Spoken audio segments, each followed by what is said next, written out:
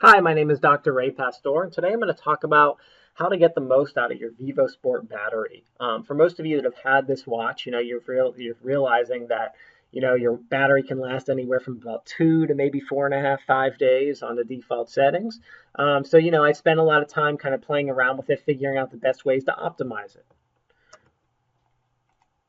So first thing, vibration level. Set it to low. High vibration uses much more battery.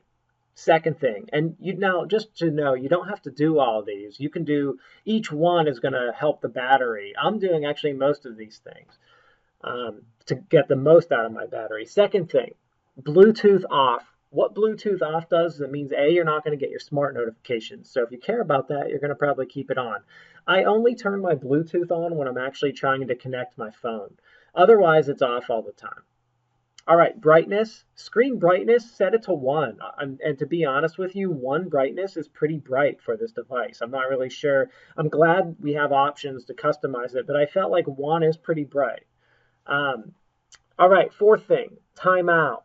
Timeout this is language that the Vivo Sport uses. So when you're looking in the manual how to do all of these, you understand what their language is. So timeout. Timeout is the length of time the background light stays on. So you're going to set that to, the minimum so that it doesn't stay on long at all, so that it's short.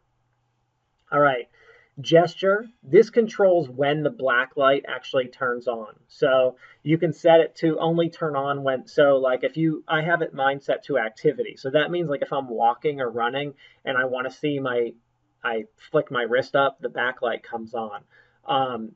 But when I'm not performing an activity that I've set on the device, there is no background light. And that saves a lot of battery. That light really uses a lot. Or you can just set it to off completely and it will never come on when you make a gesture with your hand. And finally, the other thing is do not disturb. This is the one thing I'm not using at all, actually. Just because I don't set it at night. I can set it to go on and off at a certain time, but I'm not getting vibrations because my Bluetooth is off.